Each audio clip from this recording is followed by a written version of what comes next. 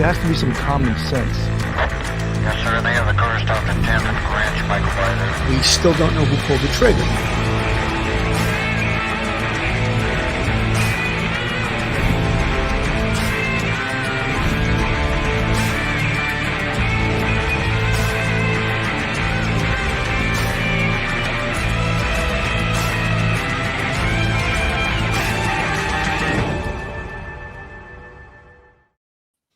Hello, everyone, and welcome to Police Off the Cuff Real Crime Stories. I'm your host, retired NYPD Homicide Sergeant Bill Cannon, 27-year veteran, retired out of Manhattan North Homicide Squad.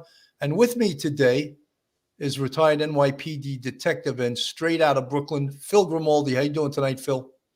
I'm doing pretty good, Billy. How about you? This is a tough case, boy. It's horrific, and I think it's exacerbated by, we do stories all across the country, and we see police departments of all different levels, all different talent levels, all different experience levels. And for that matter, public relations people, media people, mayors, and every aspect of a major event has to be handled correctly. And in my opinion, this incident, a horrific incident on this campus on a Sunday, a Saturday going into a Sunday, there's not a press conference till Wednesday.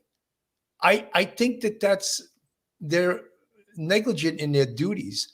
They need to get the information out there, not only for the purpose of helping the public help them solve this case, but for the purpose of trying to put the public and the students at ease, because they're sure as hell not at ease right now based on what was put out there. I'm actually pretty shocked, Billy, that this thing took place on Saturday night to Sunday morning. They apparently found the victims at around noontime Sunday. And the first we were hearing about it, it broke early today on the national news. I'm sure it was local news, but yeah, it does seem a little strange, a little odd. They didn't have any type of a press conference, and things seem a little bit, I don't know if it's confused is the word, or just the information seems to be trickling. And I get it. They want to keep the integrity and investigation, close knit, everything close to the vest. That's fine. But the information that they are putting out, it sounds like the mayor had some contradicting details about what went on. So again, they need to get out there in front of this, get the public aware of what's going on. Do we have, there's a statement by the sheriff today, or the, he's the chief of, the Moscow police, that we cannot say there is no threat to the community. That's a very scary statement. No, let me read what the New York Times said on Sunday, and I'll put the picture of these four beautiful students, 20 and 21 years old, all of them. 4 University of Idaho students killed in a crime of passion. I don't know where they got that. That's a horrible thing to put out there too. The authorities were still piecing together what had transpired at a home near the University of Idaho campus. 4 students at the University of Idaho were found dead near campus in what a local official described on Monday as a crime of passion. Art Betke, the mayor of Moscow, Idaho, said in an interview that the authorities were still investigating what had transpired, but that the case was being treated as a homicide. He said the authorities did not believe that there was a perceivable danger to the broader public, but he decided to say how the victims had been killed. He declined to say how the victims had been killed or whether a suspect was at large. That you also can't say. How could you say the public's not at risk? They don't have a perp. They don't have a clue who the perp is. Of course they're at risk. But something, I think that smells of a political statement. With a crime of this magnitude, it's very difficult to work through, Mr. Betke said, adding that the police needed time to piece together what had transpired. The overall assessment is that it's a crime of passion. The authorities said they responded to a call about an unconscious individual on Sunday and discovered 4 dead people, 3 women and 1 man, at a house near the University of Idaho campus. On Monday, they identified the victims as Ethan Chapin, 20 years old, of Conway, Washington; Madison Mogan, 21, of Coeur d'Alene, Idaho; Zaina Knodel, 20, of Avondale, Arizona; and Kaylee Goncalves, 21, of Rathdrum, Idaho. Kathy Marbert, the Lloydtown County coroner, said that all 4 deaths were being considered homicides and it was not a case of murder-suicide. Ms. Mabbitt said her office planned to conduct autopsies on Wednesday. She said she could not share any information about how the victims had been killed without authorization to do so by the police. So again, they weren't coming out with information on how the deaths were caused. So a lot of speculation went out there as, is it possible that this was a murder-suicide?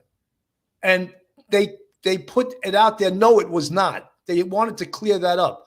No, it was not a murder-suicide, because people, they can think that, oh, this was a murder-suicide. No, it was not.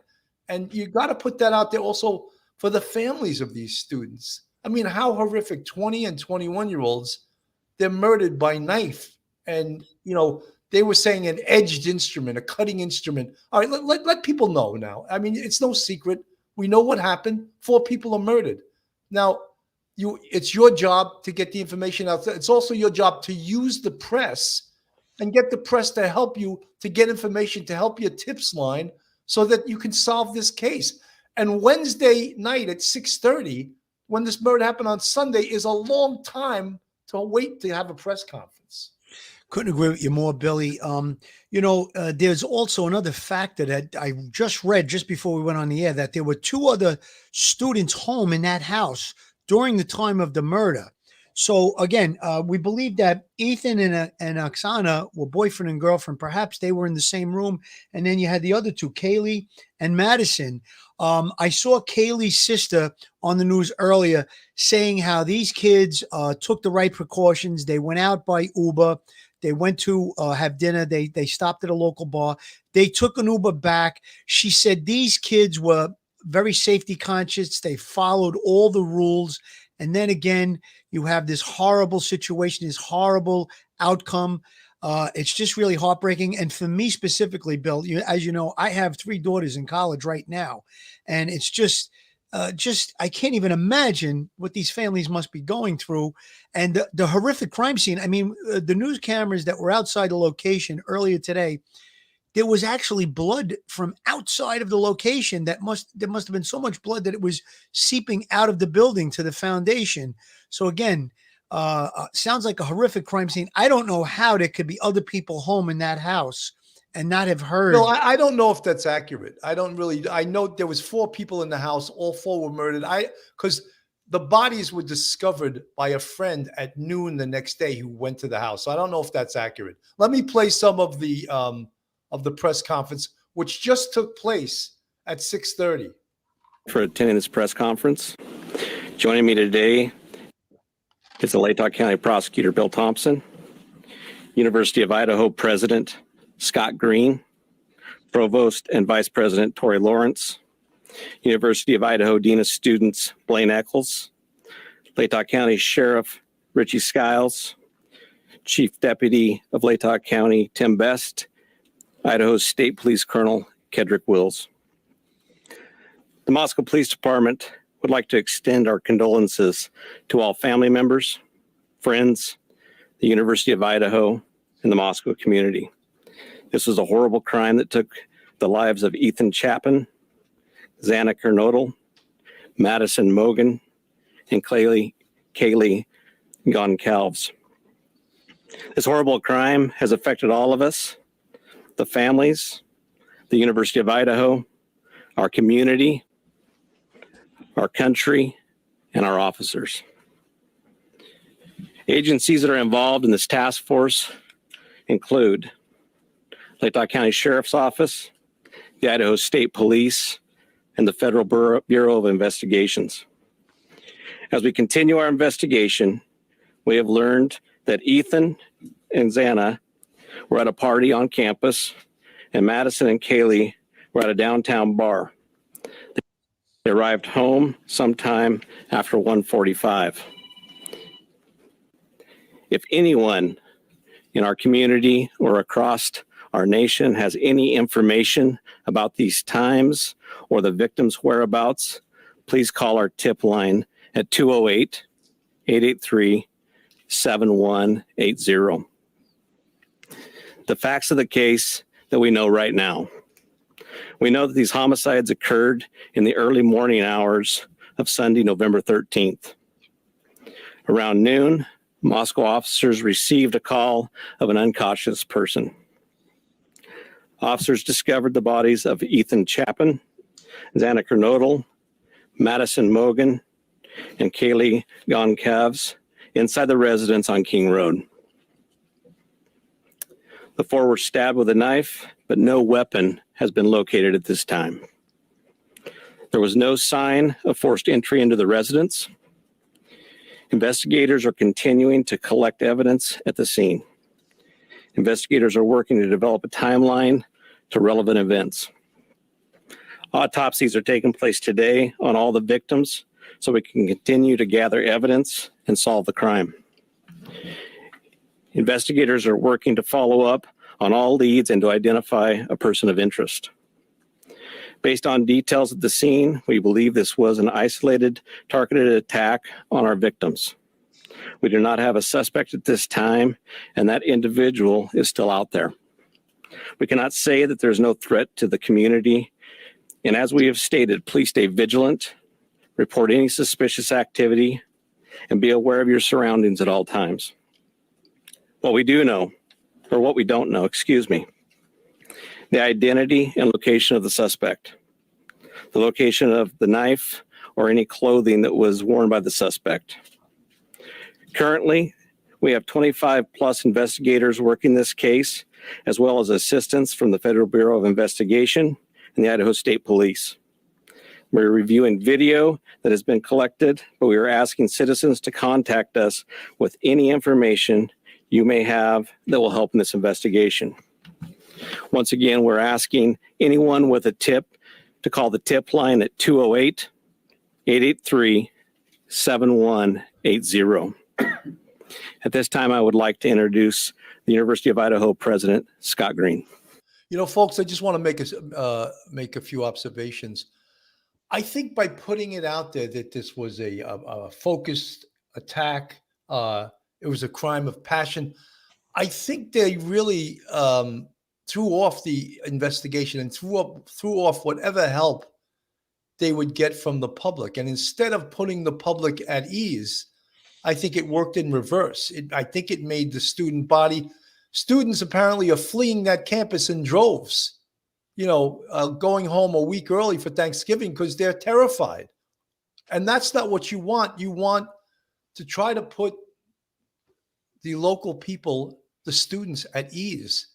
But it almost seemed like they had a perp identified by saying, oh, this was targeted, blah, you're not in any danger. That leads me to believe if I'm not in any danger, you know who the perp is, or you have the perp, or the perp's dead. But none of those things are true. Billy, till the perp is in custody and he's at large, he obviously slaughtered 4 people and he's still a danger to the community no matter what. That might be why he's covering himself with that statement. But again, it does, I have to agree, it does sound like they know who they're looking for. That's the way it seems to me. But I guess we're just going to have to wait to see what this investigation reveals. No, but Phil, after this press conference, it's clear that they don't have a clue who the perp or perpetrators is. They have no clue. Let me put the college president on.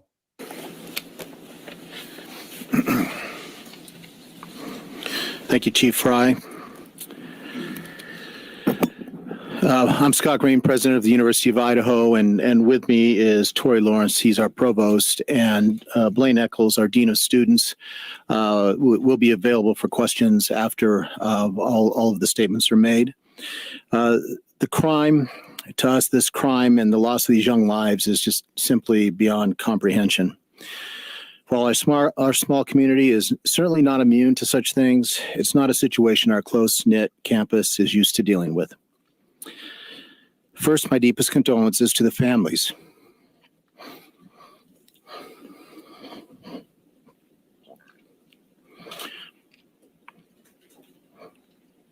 And friends of Ethan, Kaylee, Xana, and Madison. Excuse me.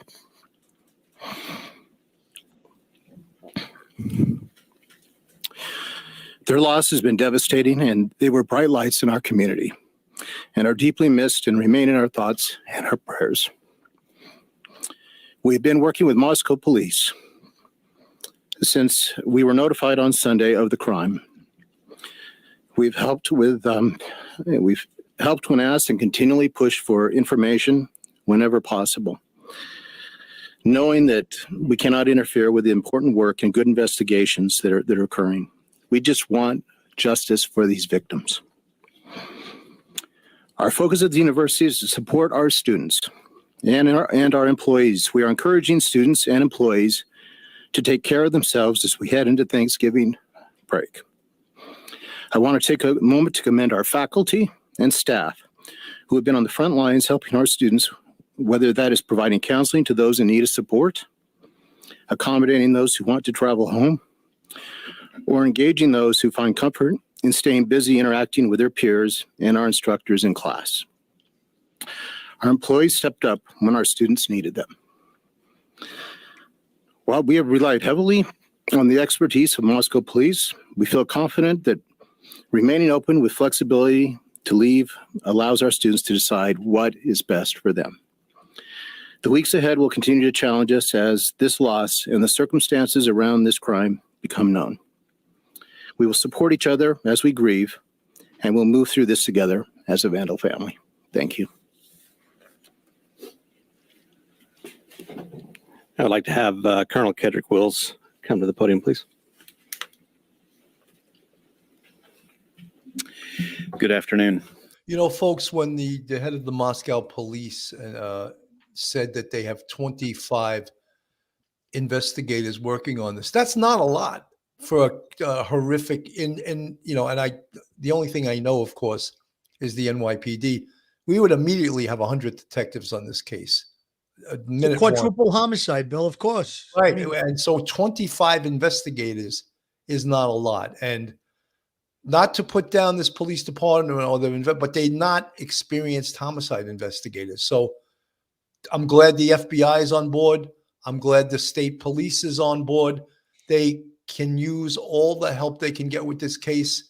It's not an easy one. And let's hear what the head of the state police has to say. My name is Kedrick Wills. I serve as the director of the Idaho State Police. And as we have this discussion today, I'd like to express my appreciation for your attendance here, because it's important, vitally important, that we get the information that we have out to the public. Crime knows no boundaries, and these murders have shaken us to our very core. You heard the university president as well as the chief of police talk about this small community, and it's a very close, tight-knit community. And our hearts break for the families that lost their loved ones, the University of Idaho, the Moscow community, and even within our entire state. Be assured, the Idaho State Police is firmly in support of the work that the Moscow Police Department is doing, and we are providing every resource that we can to make sure that this comes to a conclusion, and the person or people that this is responsible are brought to justice.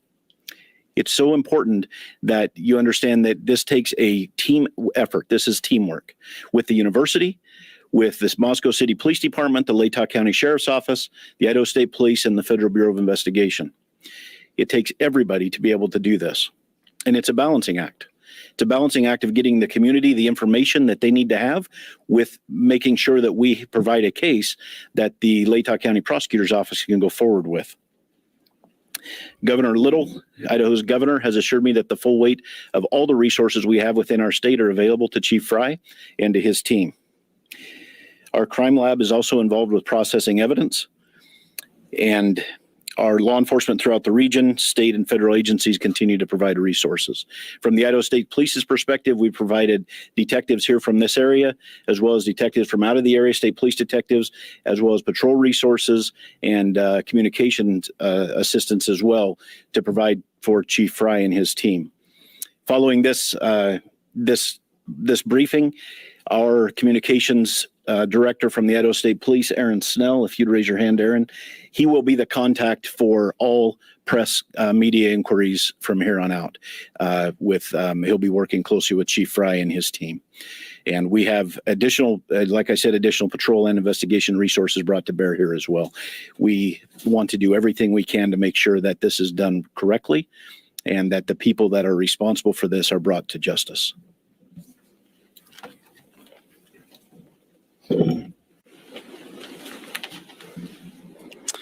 So at this time, I'm going to open it up to some questions that I'm sure you have, and we'll do the best we can to answer those for you.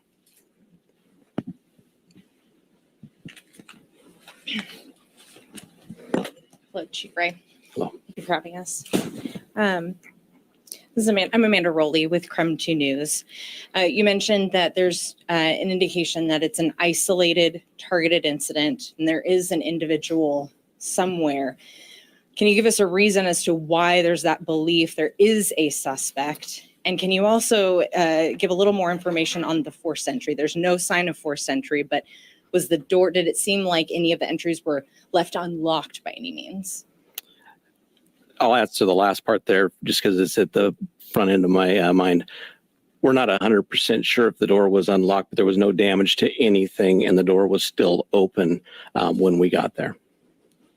And my first question, Yeah. if you'd like me to read. No, I think I haven't. In these cases, we take the totality of the things that we see, and they're very dynamic, right? And they're very big, and there's a lot of information, and we try to take that information, and some of it we can't share with you, correct? But we try to take that information, we try to make the best educated decision we can.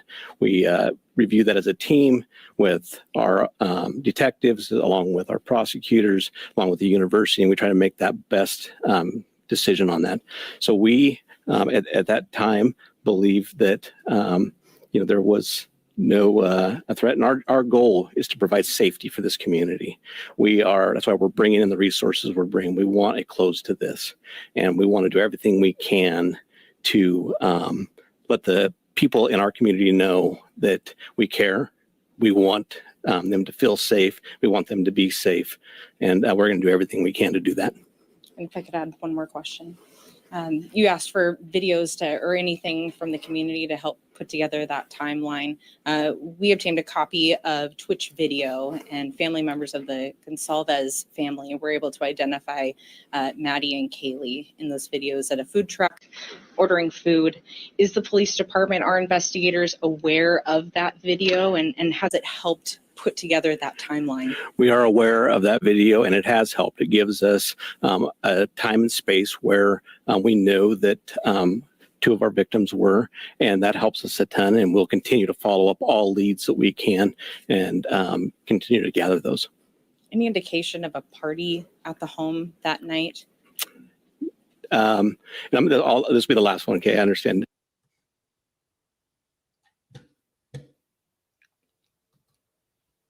Folks, I'm going to get away from, that's as much as I'm going to play of the press conference. Apparently, I may have missed it, and I apologize that there were two other roommates. Phil, I think you're correct. I just read it. It was just reported right before. Yeah, Michelle Pranzo put that in there. And I don't want to play the entire press conference because then they won't need us, They won't need us doing this presentation. It's not unusual for college students to live in an off-campus house, and they have this false sense of safety that they don't even lock their doors, and that's probably the case here. They probably didn't even lock their doors. They're at college, and they feel safe, and they're with other kids their age. And what could possibly happen? One of the things that homicide investigators, any investigators do is you search the area of entrance and exit. And specifically, they have never found the weapon. There should be an extensive search of that house, of the area, the whole area for a weapon. And that is, investigation 101. A case like this, people always ask me, oh, do you miss the job? A case like this, I feel like getting my overcoat, my shoes, my shield, and my gun, and my bulletproof vest, and calling up the A-team from Manhattan North Homicide Squad and going to Idaho and helping with a case like this. This is a case that must be solved. There's no other way. It has to be solved, and it has to be solved quickly. Billy, you're making a great point about the fact that these kids don't lock doors. There's so many kids in and out, parties, friends, the kids from a next door house or a house down the block. I need to borrow a hair blower or to come and by to have drinks or whatever it is that's going on. That's just college life today. So again, I don't know if that's such a great, big, piece of evidence that the door may have been unlocked and stuff like that. One of the other points you made, Bill, and I agree with you 100%. Every garbage can within a few block radius should be checked. Every sewer should be checked. Finding that murder weapon might be very, very important to nailing down a perpetrator. Very good chance, as you know, Bill, and you talked about it before we went on the air, that the perpetrator may have been injured during this stabbing. I mean, you stabbed 4 people. It may not be one perpetrator, maybe more than one too. That's another thing. So again, all of that stuff. But I think that the real drilling down needs to be done on the victimologies we always talk about. Those victim cell phones might indicate what was going on prior to this horrible situation. And now they have video of 2 of the victims at a food truck. I'm sure there's other video cameras along the way that they might be able to trace their steps to see perhaps if they were being followed, anything like that. Extensive canvassing in that area where that food truck was, any of the areas that they can nail down that these kids were at just before they got home or got to the location. Extensive canvassing for eyewitnesses to see, again, if there's somebody stalking these individuals. All very, very important. Phil, on the screen is the video of what you're referring to, the food truck, and that provides the police and investigators with a timeline. A timeline is very, very important in investigation, specifically in homicide investigation. Let me play this. This is only a 46-second video.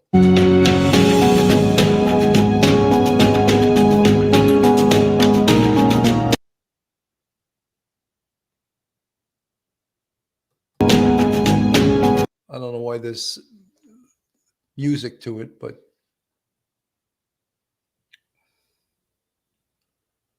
now the guy who they have the circle around, he's someone that the police are looking to speak to.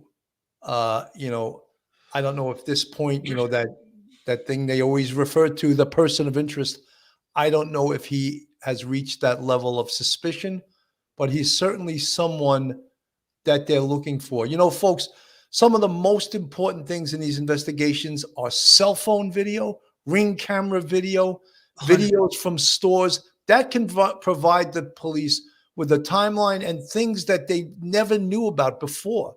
These ring camera videos, they're all over the place. The Boston Marathon was solved through cell phone video. And a case like this, that's why it's so important to reach out to the public and see if anyone has video of the victims earlier on in the night.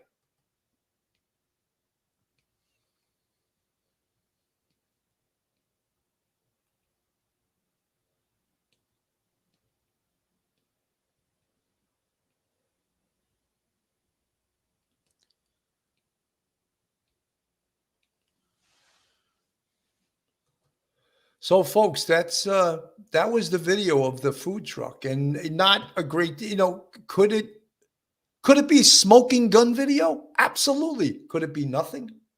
Yeah, it could be nothing too. But it's very important. You have to. Investigation is a series of including and eliminating things. All right.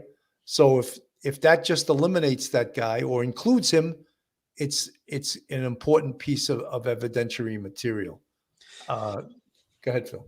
It sounds like that guy with the gray hoodie might be a person of interest, as we called, and we don't like to use that term, but that sounds like what it could be. Perhaps he was lurking behind a little bit. It seemed like the victim was up at the front of the food truck. And again, you brought up the video cameras. There's video cameras everywhere. And cell phone technology is going to be very, very important because the victim's cell phones are going to put them at specific locations. They seem to have the timeline where they believe the murders took place between 3 a.m. and 4 a.m. They're not exactly clear how they came to that conclusion, but it does seem pretty firm that they believe that that's the time frame. And again, all of the stuff with regard to cell phones and video cameras, that's going to give them a picture of what's transpired, where these victims were. They've already narrowed down that Two of the victims were at an on-campus party, and two of the victims had visited a bar. So they seem like in the few days that took place since that transpired since this incident took place, they seems like they did a lot of work and they have a lot of facts down at this point. You know, folks, in talking about the investigative techniques that the police use, one of the first things, of course, is response to the scene. And that is so important. Responding to the scene, noting what time you get to the scene, what your observations are. Entering this house, they were greeted with this horrific scene. If it was patrol that first responded to the scene, their duty is to preserve that crime scene. In seeing that, they should take notes and back out to preserve that crime scene for the detectives and forensic investigators who are going to process that scene. The most important thing, of course, is to search the crime scene first to make sure there's no other victims, there's no other people that are alive in that location. The preservation of life is number one in homicide investigation. That's the most important thing. Once they determine that there are people alive on the scene and there's four deceased, they should patrol should back out or just preserve the scene without contaminating the scene. We've spoken about low cards theory of exchange. That's where someone could bring in something from the outside to a crime scene and stepping into the crime scene, take something from the crime scene. Neither of those things are good, right? So that's why you want to not affect the crime scene by walking and traipsing all over it. The other thing, interview 911 callers. Someone discovered those bodies at 12 noon the next day. That person is hugely important. That's the person that discovered the crime scene. She called the police. What did she see? After that, a canvas of the area. I can't tell you how unbelievably important that is. And the canvas includes a search of the entrance and the exit also, because somewhere this perpetrator or perpetrators dumped that knife, or as they describe it, that edged weapon. All right. It was a knife. I'd like to say another thing. A knife is an indication in homicide investigation of a very personal type of murder. And maybe that's what they were talking about, that this was targeted and personal. Because a knife, person that kills with a knife, it is a personal thing. And some of you folks are saying, oh, this must be a domestic violence thing. Look, we don't know what it is yet, but they've thrown around some things and confused this investigation, calling it like a love triangle with absolutely no evidence of such. Very well could be a crime of passion. Billy, you're pointing out all the very good things that were coming to my mind as far as canvassing. The perpetrator had to enter, perpetrator or perpetrators had to enter and exit from that location. Good chance they took the weapon with them because it wasn't recovered. Perhaps they got rid of it along the way.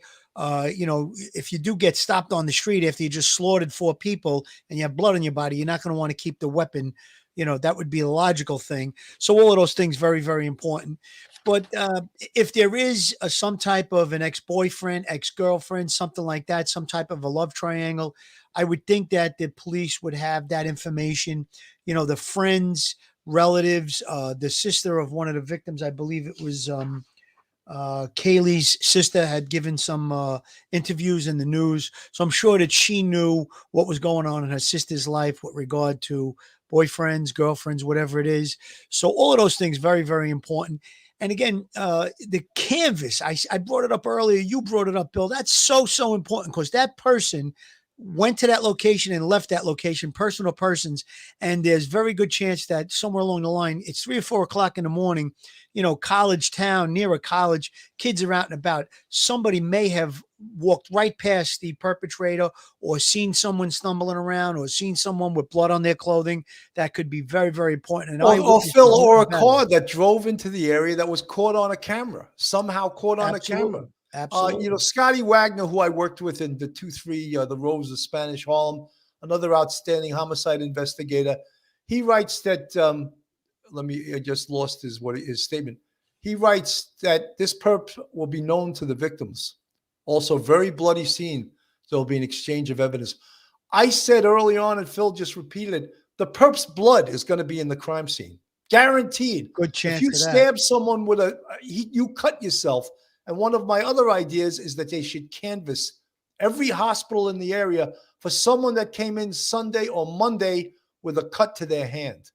Because it was explained to me by a forensic death investigator. When someone stabs someone with a knife, blood gets on their hand. When blood gets on their hand gets slippery and the knife slips and they cut themselves. That's how it happens. I know that's graphic, but that will put the perpetrator's blood inside that crime scene.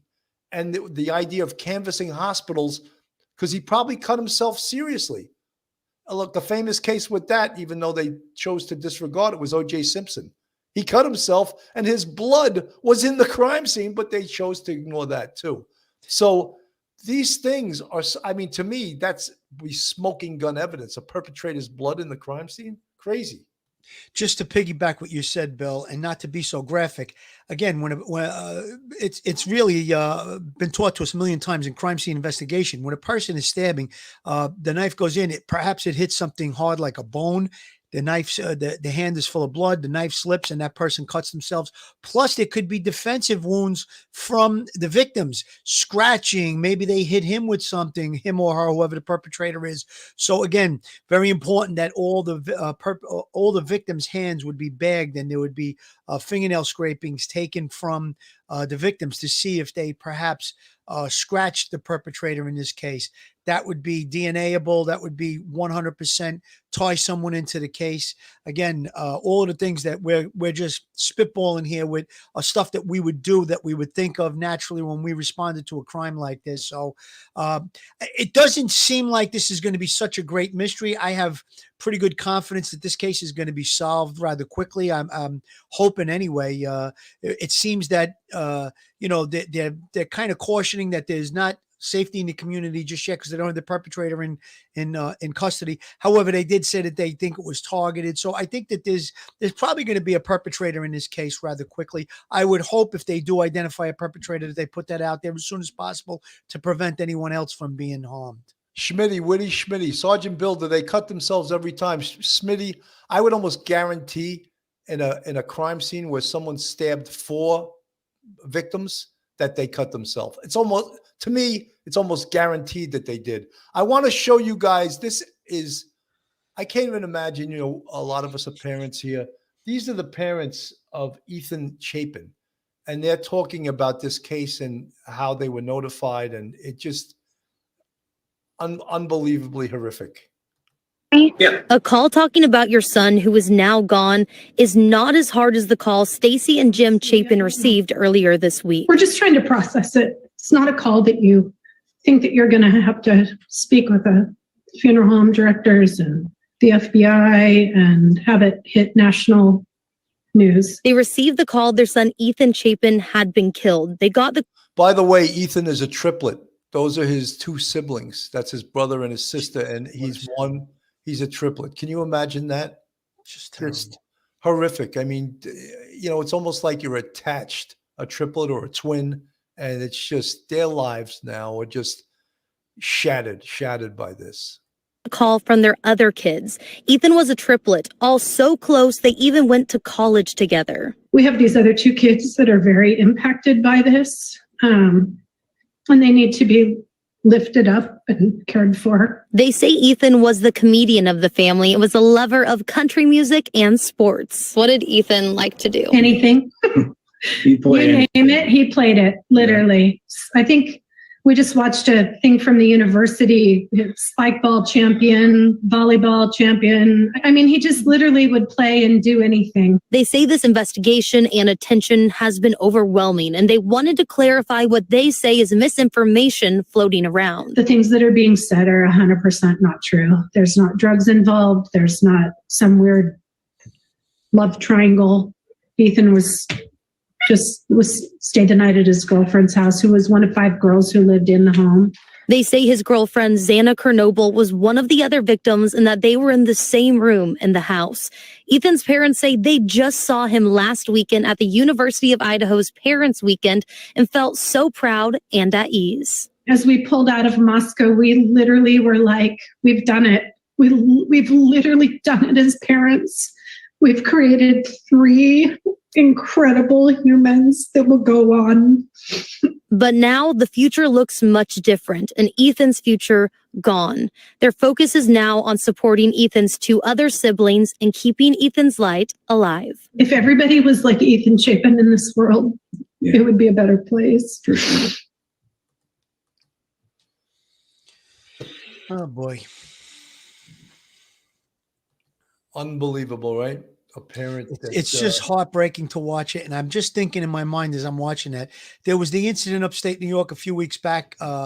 I forgot what university it was. It was a family weekend, and one of the family members was at the hotel, and some guys started shooting it out, and the father of one of the students was killed.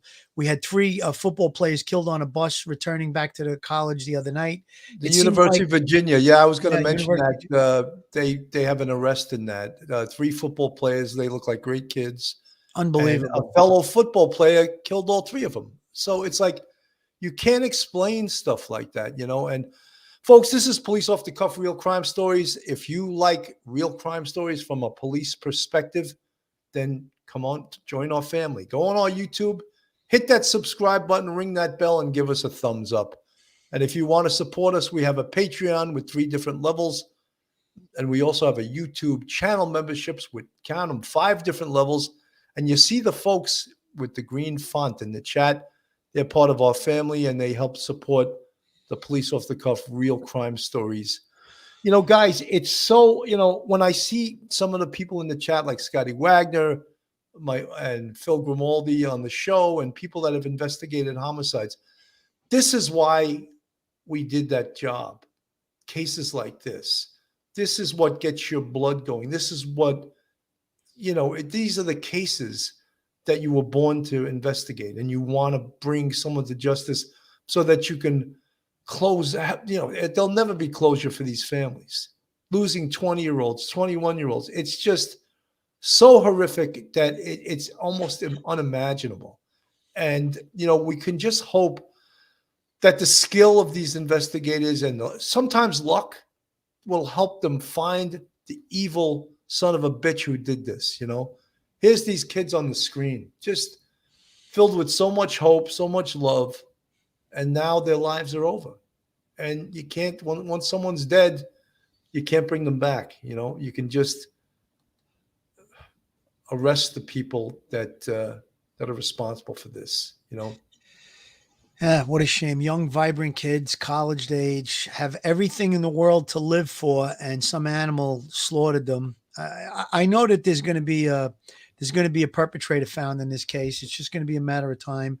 Like you said, Billy, there's no closure for these families. These families are broken forever. They're never going to be the same. The only hope that they will have of comfort is if the perpetrator is found and justice is served. That's the only thing that you can hope for in this case. Not bringing these 4 young kids back.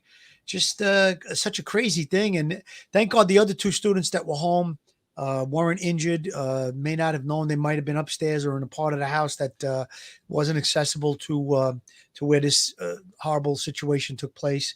I'm really not sure exactly what the layout was, but apparently they're reporting that there were 2 other kids. So thank God they weren't hurt. 4 people still killed. Just terrible. Seashell's prosperity. A lot of people have asked this question. How is 3 people watching him cut one? Well, first of all, I think they were all in different rooms. Potentially, Ethan was staying in a room with his girlfriend. All right. And then the other 2 girls could have been in separate rooms. So we don't know exactly what went down, but many people ask that. How could one person kill 4 people? First of all, we don't know if it was one person. Right. But that's a very good question. And I had asked that question myself, and many other people have asked that question. Duty Ron, thank you so much for your support, and thank you for the $10 super chat. Duty Ron has really helped me on this channel. And Sergeant Bill and Detective Phil, great respectful coverage on this horrific case. Yeah, Duty Ron, you hit it on the head. It's a horrific, horrific case, and we're parents and we feel the pain of these parents. Look at these beautiful kids, 20 and 21 years old, had their whole lives ahead of them. College is supposed to be one of the best, the most enjoyable times of your life, and this horrific situation occurs, and you can't even explain it. There's no explain. It's like something like almost like religion sometimes, and God, and it helps you explain things that are unexplainable. And that's all you can say with this. It's not an explainable thing. It's just horrible. Yeah, it certainly is, Billy. And like I said early on in the show, I have 3 daughters in college. One of them is away at school, and just going to be it's going to be good to hear her voice later today. I'll definitely touch base with her. It's I can't even imagine what these families are going through, and it's very troubling and puzzling, this whole story. So let's just keep our fingers crossed that things go right in the next hours or days. Yeah, George, good morning. So I spoke with the mayor in Moscow, Idaho last night. He described the crime scene as complex. He said Idaho State Patrol has now joined this investigation, adding that they're bringing in their mobile processing lab to help solve this case. This morning, a tight-knit community in northern Idaho reeling after 4 University of Idaho students were found dead in an apartment across the street from campus. I think it's shocking for everybody. Police are calling it a homicide. Authorities say the initial call for an unconscious person came in just before noon Sunday. But Mayor Art Betke telling ABC News the crime happened hours before. Given what the nature of the scene was, they've indicated that it was 3 or 4 in the morning when things happened. Once officers arrived, they found a horrifying scene. 3 women and 1 man, all members of the Greek community on campus, were dead. The foursome seen here in this photo posted by Kaylee Goncalves just hours before their deaths. There isn't a person on campus who isn't affected by this. I mean, these are like really adored and loved people on our campus. Freshman Ethan Chapin's brother telling ABC News in a statement, "We are triplets, and it's hard to imagine life without him." Upon learning of their deaths, an alert was sent to students to shelter in place. It was lifted less than an hour later. There's been no named suspect, but as this investigation continues, you believe that the students and residents of the city are safe right now. Right. Especially because given the very focused nature of what went on there, no other apartments nearby were involved. And in the ensuing 8 or 9 hours between the actuality of the crime and the call into the police, nothing happened. I think the eventual conclusion is going to bear out the fact that this was a one-off crime that was committed. I think mayors should shut up and not be the spokespeople for the police department. This guy is so clueless and should really just shut up. I mean, the commanding officer of the police department, a spokesperson that knows about crime, knows about investigation. This guy's an idiot. And he should, again, I hate to say it, he should just shut up, And was very focused and doesn't involve other students or the public in general at all. And the mayor went on to say that he thinks a suspect could be named in the coming days. He also said there in Moscow, the city and the university are incredibly intertwined. And you guys, he described this crime as horrific, rare, and isolated. All right. Heartbreaking. And heartbreaking. Phil, it's almost like he's saying it for political reasons. He wants to put the community at ease. Not that he has any information. He even indicated that perhaps they'll have an arrest in the next. But according to the press conference we just watched, they have no suspect. But he's putting it out there that I think they'll have an arrest. And I mean, just it's irresponsible. I think the police have an obligation to either put everybody at ease and say, listen, we know who the perpetrator is. This was a targeted attack. We don't believe that anybody else is at risk at this point in the community. Or they need to say, and listen, I don't think it's going to cause panic. The person is still out there. The person is still at large. person to persons may still be around, and everybody needs to lock their doors and windows, and take care, and report, see something, say something, all of that. That's the obligation of the police department. So it sounds like they're giving mixed signals, Bill, and I agree with you. The mayor. Well, Phil, it's the whole thing. Keep mayors off talking about crime. Eric Adams in the NYPD, he should shut up too, because, let the police commissioner speak. She knows what she's talking about. Let the chief of detectives speak. Let a high-ranking police official, mayor, be quiet. You talk about politics, talk about the subways, talk about housing, but investigation should be spoken about by the experts. Folks, I want to get back into the investigation. We talked about an extensive video canvas. And as you know, and many of you may have it too, Ring cameras and cameras above your garage, cameras here, cameras there, they're all over the place. And law enforcement must really know how to do video canvases. It's not just so simple. You have to go out there and specifically look for video. And what are you looking for? Well, guess what? How did the perpetrators get to this house? How do you think they got to that house? You think they walked? Maybe. You think they took a car? More likely that they took a car. Is the car caught on video? Potentially, right? Or if they did walk up, were they caught on video? So important. We speak about this all the time. An extensive victimology on each victim. And you will find out things when you do that extensive victim. It stands for just what you learn as a student, ology, the study of the victim. Every single thing you want to know about the victim. Well, one of those girls having problems with some guy in her bio class? Was some guy stalking her? And who knows the most about another person? Their friends, not their family, their friends, their closest intimates, their friends. Go interview every single one of their professors. Put it out there. We want to speak. Send detectives to all the professors of these kids. They may know something. They may have seen something in their classes. That is an extensive victimology. And doing that, you're going to find out things that you never, ever knew before. And things that family members don't know, but friends, professors, classmates, they may have seen things. They go through everyday life with these kids. Timeline on all the victims. I can't stress that, how important that is. You want to find out where these victims were in the last 24 hours before this occurred. And that'll help you establish who they met, who they were with, who they avoided, all kinds of stuff like that. It's so important. You heard the police there talking about a timeline, and that'll help them establish. When this mayor was talking about what time he thinks this happened, he has no clue. We don't have a specific time.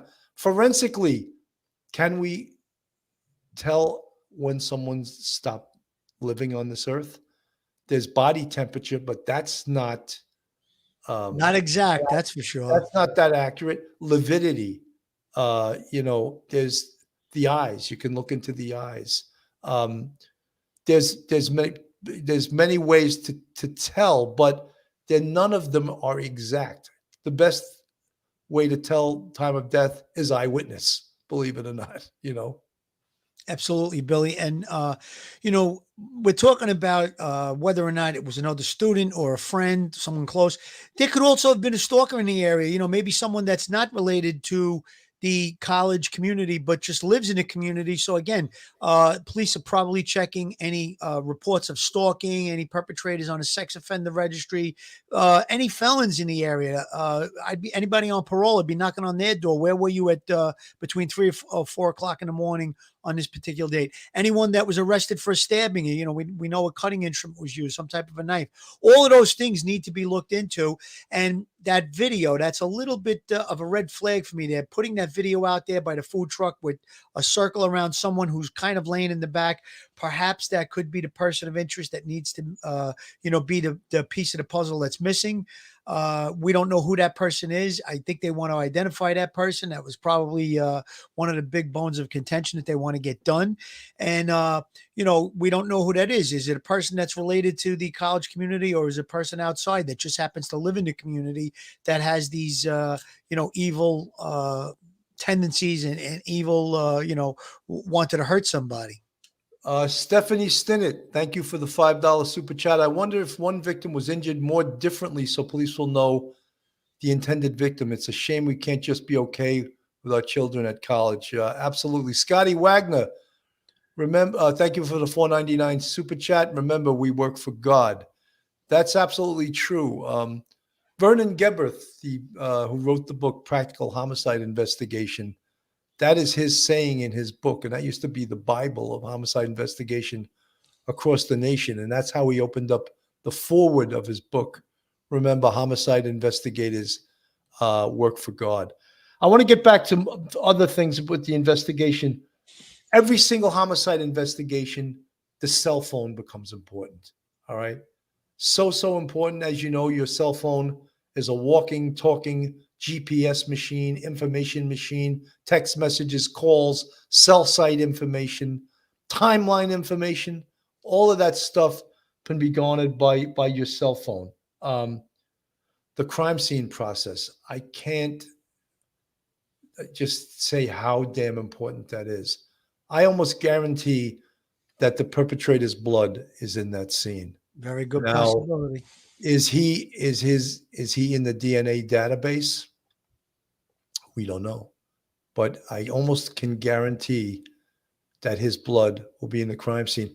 Did any of the victims fight back? Are there defense wounds on them? Did they scratch him? The DNA of the perpetrator could be under the fingernails of the victim. So all of those things. How about footprints? You think the perpetrator stepped in blood? Almost guaranteed there's going to be the bottom of the perpetrator's footprints in blood on the floor in that house, either on a rug or on a wooden floor. Almost guaranteed. All right. There'll be so much blood. He's going to take victims' blood with him. There's almost a guarantee on that too, Bill. With all the blood that was at that crime scene, very, very, very good chance that he had blood on him. Now, is that clothing discarded? Where is that clothing? That's going to be another point of contention of evidence that's going to be very important. 100%. And before I get back, Phil, let's just do a quick break. Joel Murray, attorney at law. Have you found yourself in a jam? Are you in need of legal counsel in the New York area? Do you need a victim's advocate? Well, Joel Murray is your man. He's not only an experienced trial attorney, he's also a retired 15-year member of the NYPD. He literally knows both sides of defense. His website is jmurray-law.com. His telephone number is 646-838-1702. Or you could email Joe at joe@jmurray-law.com. Joe is a great criminal defense attorney and a definite big fan of the show and a friend of Police Off the Cuff Real Crime Stories.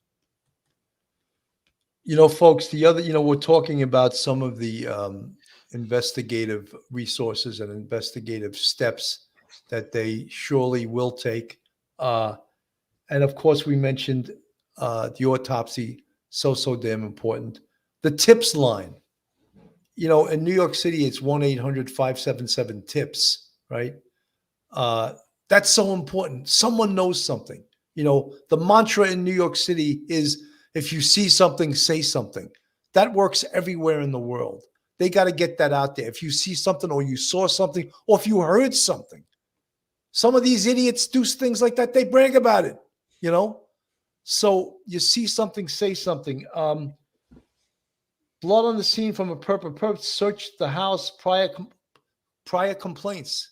Have any of these girls filed prior complaints against someone bothering them, stalking them? That is information that police, again, investigation 101, but they have to look into all that. And that's part of the victimology. Part of the victimology is searching prior complaints that anyone in that house has made against someone. Searching the house, of course, they have to do an extensive search of that house. I can't underline more how they have to search for that weapon all over that neighborhood, down sewers, garbage pails, underneath bushes. You know, a perpetrator is going to toss that somewhere. Could have been in a car and tossed it a mile away. Let everyone know that we're looking for a weapon that potentially has blood on it, fingerprints on it. If you see a weapon that looks like a serrated edge weapon, which they're saying this is, and you're a civilian, don't grab it. Call the police. Let them recover it for the forensic evidence. All this stuff is why the police must use the press. They must use the press to assist in this investigation. Guys, there's also a technique, and not everyone knows about it, but I'm gonna apprise you of it. There is an electronic technique where they can actually run an electronic device like a cell phone in a specific area at a specific time and pull up every single device being used at that time. Is that a potential way they could capture the perpetrator? You bet. I would imagine it costs a fortune to do that, but in major investigations, they have the ability to do that. And in this investigation, I think they should do that. You're talking about dumping a cell tower, Bill, I believe, correct? I think it's more than that. I think it's they actually have the ability to search every electronic device being used in a specific area at a specific time. They can dump a cell tower. Cell tower, any phones that are on pinging during the period of time, obviously between 3 and 4 a.m., you can get any cell phones that were connected to that cell tower in that area, or any electronic devices like wireless devices and stuff like that. So anything that's hitting a cell tower in the area would be able to, you'd be able to get that information by dumping a cell tower. Again, like you said, it's very expensive. I think it's about $10,000 to dump a cell tower. Yeah, no, I mean, all stops are pulled out with this. All whatever this costs, it costs, and they're going to spend. Look, they have the FBI on this case with them. The FBI pretty much has a blank check. They have the state police. The state police brings in all their resources, so it's not just the local Moscow police. They got the resources, the big guns of the FBI. They have the big guns of the state police. So they should. And you know, when we learned during this press conference, they have 25 investigators on this case. I think they need more than that. I really do. And especially in the beginning of an investigation like this, there's so much work to do. There's so much canvassing to do. There's so much video canvassing to do. There's so much forensic work to do that they could use more than 25 detectives. And most of it is, you know, gumshoe work, wearing out those shoes, getting out in the neighborhood, canvassing, talking to people. All of that is detective work. We used to call that legwork, Billy. But there's one other thing that I know about a college town. Like I said, I have 3 daughters that are in college at the present time. Uber drivers are probably plentiful at that time of the night. Kids going and coming from different locations. And a lot of those Uber drivers have dash cams. Dash cams record basically anytime the car is turned on. So again, any of those Uber drivers in that area, they should be looking for, going through their dash cams, see if you see something suspicious in and around that area where this murder took place between 3 and 4 a.m. If you're in that area, go back on your dash cams, look at the footage, see if you saw someone lurking, someone running, someone going to the location, someone coming from that location. Might be very, very important for this investigation.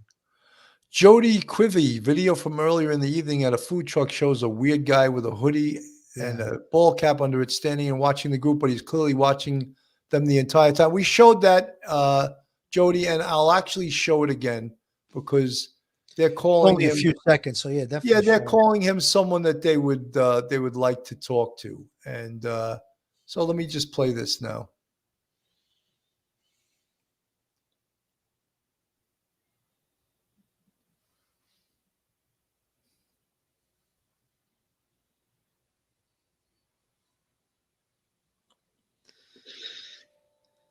It's the guy that just put up the hoodie, right? Now, he seems to be like almost next to them when he walks into the frame, but then he lays back and he lets people go ahead of him. So again, that is quite suspicious to me. I definitely want to. Now, as she's walking off, he seems to walk off towards the same direction. I believe that this video is taking place right before 3 o'clock in the morning. not that long before 3 o'clock in the morning. So that's someone definitely needs to be spoken to. See, as you see, he's kind of right behind the young lady in the gray hoodie.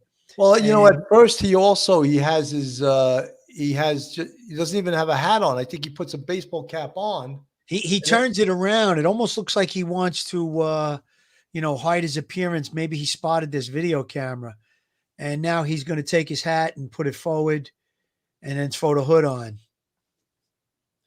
So that's it's probably cold out there, but that is a little bit suspicious to me. Look, all of these things, they have to be, I say all the time, investigation is. Now you see she walks off, and what does he do? He moves off to the left as well. And then he's back there. Yeah, no, we talk about investigation being a series of including and excluding stuff. And yeah, I mean that you have to, if he's not a suspect, you have to eliminate him. 100%. You have to find this guy. Find him, and if he's not a suspect, eliminate him. I said early on, someone just said Julie Lynn 1111. That's what we were referring to, geo-tracking. You have the name for it. I forgot the name. We were talking about dumping a cell tower. You have the exact name for it that I was missing, geo-tracking, and that is a technique I think that the law enforcement doesn't always use because it's so expensive to do. But in a case like this, all parameters of money should be thrown out the window, and they should spend whatever they need to solve this case. Yeah, that's called geo-tracking. Thank you very much. Thank you for that. I knew that once, but I think as I get older, I get dumber and I forget stuff. So many things going on with cell phones and cell phone technology and video cameras and all of that. But geo-tracking, and we have the FBI involved in this case. They have the deep pockets. I'm sure that they could get a geo-track done. The case I was referring to with the dumping of cell phone towers, FBI was involved in that one as well. And I do know that they're very expensive, but I'm sure that they'll do it. This is a very unusual case, a quadruple homicide, 4 young, beautiful, vibrant 21-year-old kids, 21 and 20 and 21. So again, I don't think that there's going to be any stops. They're going to pull out all the stops and go the whole way with this thing. They probably have a good idea, or maybe closing in on someone that is involved in this thing. So let's see where it leads.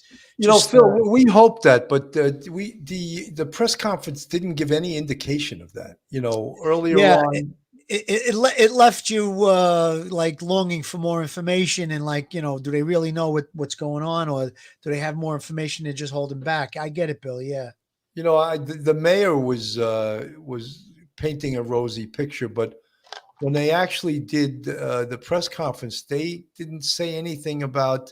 They were asking like it was, it was starting from the very beginning. We don't have a suspect. We need your help, and it's important that they do ask for the public's help, because that is what will ultimately solve this case. Folks, we're gonna stay on this case. We also want, and we mentioned it earlier, Phil mentioned it earlier, we don't have any lesser regard for the 3 University of Virginia students that lost their life. However, a perpetrator was arrested in that, and he was actually a teammate of theirs, and shot them on a bus, killed 3 of them, wounded another person who's critical, and then wounded a 5th person, apparently a female, who's going to be okay. She's in good shape. I think she left the hospital today. So we don't want to minimize that case at all, but the fact that they made an arrest on it, we thought that we would focus on this case. In September, there was a man threatening people with a knife on the University of Idaho. He was on a bicycle and shouting at students. Read that in an article. Whitty Schmitty, I had read that too. I know that the Moscow police are aware of that.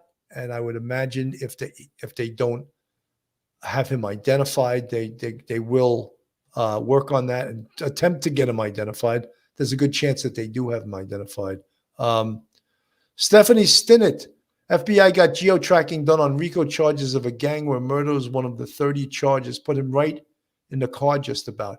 Isn't that technology, Stephanie, unbelievable. And to know that our law enforcement and our government has the ability to do that is an awesome, awesome power. But the fact that they can't or won't use it every time because it's just so much money to use it. So only on the biggest cases like this one will they use that technology. Folks, if you're not subscribed to Police Off the Cuff Real Crime Stories, please go on our YouTube, hit that subscribe button, ring that bell, thumbs up, join our family, support us on Patreon, and join our YouTube family, and you'll get to have the green font in the chat also. Phil, final words. Final words, thoughts, prayers, keep a warm place in your heart for these families that are going through a horrific situation. Let's get justice. Let's get a perpetrator in custody or perpetrators. And we talked about the other incident in Virginia with those football players that were shot and killed by a teammate. Horrible situation there. Also in California, there was 20 sheriff's officers, rookies that were on a run. They were hit by a car. I'm not sure if it was intended or accidental, but 20 recruits were injured, some of them very seriously in the hospital. So thoughts and prayers for them as well. We're going to stay on this case. Anything develops, we'll get right on it. Again, guys, if you have children, give them a hug tonight, give them a kiss. If they're away at college, get on the phone like I'm going to do, and just stay in touch with them. And let's all stay safe and be safe out there. You know, Phil, as I said earlier, and I really meant it, I mean, this is the kind of case I would love to come out of retirement for and grab my old team from Manhattan North Homicide and go there and work on. You know, of course, I'm just fantasizing about that, but I would never do it because we're out of the job for 11 years. But this is the kind of case that as a homicide investigator and as a boss of a homicide team, you lived for, and you hope that you would get to work a case like this. I honestly feel that I could come out of retirement right now and get, start knocking on doors and doing a canvas on something like this as well, Billy. It's really tugs at your heartstrings. And, like you said, this is the kind of case, or all homicides, obviously, but this is the kind of case that, you went into a field of homicide investigation for. Let's get this guy in perpetrators in custody and give this family some comfort.